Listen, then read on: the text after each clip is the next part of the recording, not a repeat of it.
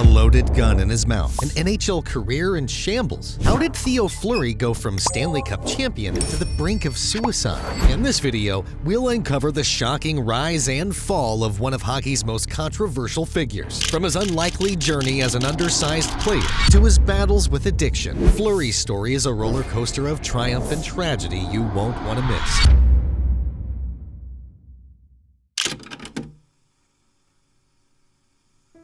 Theo Fleury was a hockey dynamo who defied expectations to become an NHL star. 5 feet 6 inches and 180 pounds, he was often the smallest player on the ice, but his heart and skill more than made up for it. Growing up in Russell, Manitoba, Fleury always stood out for his talent. At 15, he burst onto the junior hockey scene, putting up incredible numbers that caught everyone's attention. But his move to the Western Hockey League with the Moose Jaw Warriors presented a whole new challenge. Fleury quickly adapted his playing style to survive and thrive among much larger opponents. He became a speedy, hard-hitting player who could score goals and rack up penalty minutes with equal ease. In his final junior season, he tied Joe Sakic for the WHL scoring title with 160 points, while also spending a whopping 235 minutes in the penalty box. Despite his junior hockey success, NHL scouts weren't sold on Fleury's potential. On draft day in 1987, team after team passed on the diminutive forward. It looked like Fleury's NHL dreams might be dashed before they even began. But the Calgary Flames saw something special in Fleury. Scouty and McKenzie recognized the heart of a champion, and against the advice of his colleagues, Flames GM Cliff Fletcher took a chance. They selected Fleury 166th overall in the 8th round, setting the stage for one of hockey's most unlikely success stories. Little did the hockey world know this underdog was about to make a massive impact on the game. Fleury's journey to NHL Stardom was just beginning, and he was ready to prove that sometimes the biggest talents come in the smallest packages.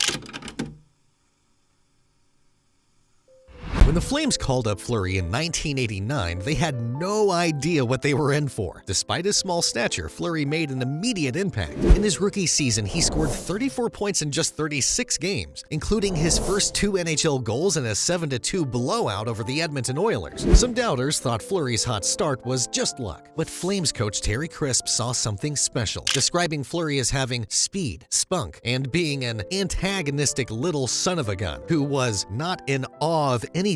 Fleury silenced the critics during the 1989 Stanley Cup playoffs. He contributed 11 crucial points, helping the Flames secure their first ever championship in his debut season. Talk about making a statement. His unlikely line with Tim Hunter and Brian McClellan became a force to be reckoned with. As the seasons went by, Fleury's individual achievements kept piling up. In the 1990-91 season, he exploded for 51 goals and 104 points, solidifying his status as a true NHL star. Just when it seemed like Fleury was on top of the world, cracks began to appear in his golden boy image. But that's a story for another period. For now, let's appreciate the unexpected rise of this determined player who defied the odds and left an indelible mark on the sport. Fleury's energetic celebrations and fan-favorite status hit a darker reality. While crowds cheered his on-ice antics, few knew the battles he was losing off the ice. The same fierce determination that made him an NHL star was now fueling a dangerous double life. As Fleury's fame grew, so did his struggles with substance abuse. His time with the New York Rangers from 1999 to 2002 became a whirlwind of partying and self-destruction. Fleury's addiction began seriously affecting his career. He'd go to extreme lengths to avoid detection during drug tests, even using his baby boy's urine as a substitute. Talk about taking like father, like son way too far. Things came to a head in January 2002 when Fleury left the arena during a game against Pittsburgh rather than go to the penalty box. He was later fined $1,000 for making an obscene gesture to fans. Clearly, Fleury's idea of fan interaction had taken a turn for the worse. After being traded to San Jose and then signing with Chicago, Fleury's behavior continued to spiral. He was suspended before the 2002-03 season for violating his aftercare program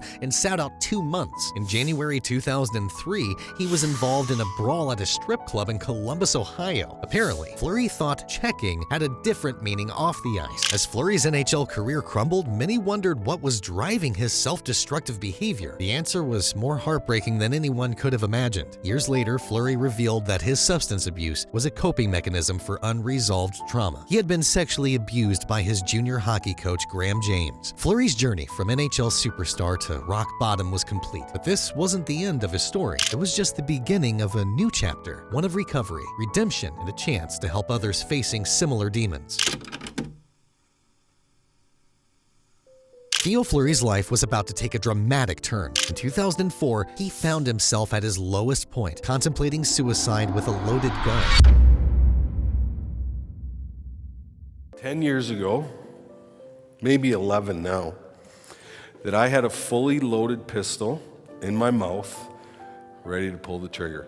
But something stopped him that day, perhaps a realization that his story wasn't over yet. On September 18, 2005, Fleury made the decision that would change everything. He got sober. His second wife, Jennifer, played a crucial role in his recovery. Staying clean wasn't easy though. Fleury had to confront his past traumas and learn new coping mechanisms. It was uncomfortable and challenging, but not impossible. With his NHL career behind him, Fleury sought a fresh start across the pond. He joined the Belfast Giants in the Elite Ice Hockey League for the 2005-06 season. Talk about a change of scenery. Fleury dominated the league, earning Player of the Year honors and proving he still had some magic left in those skates. The NHL bug bit again in 2009 when Fleury, at 41, attempted a comeback with the Calgary Flames. While he didn't make the final roster, his preseason performance showed he could still hang with the young guns. Not bad for a guy who could have qualified for the senior discount at Denny's. After retiring for good, Fleury found his true calling as a public speaker. He now tackles topics like mental health, trauma, and addiction recovery. All those years of locker room chats finally paid off. Fleury speaks at about 250 events per year, sharing his experiences and insights on what he considers the biggest epidemic on the planet. Fleury's impact off the ice has been remarkable. Through his book, Playing with Fire, and speaking engagements, he's helped over 500,000 people address their trauma. That's more assists than he ever racked up in the NHL. From troubled star to inspirational figure, Fleury's journey of redemption was complete. But his story wasn't over yet. In fact, his greatest impact on hockey and mental health awareness was just beginning. Fleury's transformation from NHL bad boy to beacon of hope was about to reach a whole new level.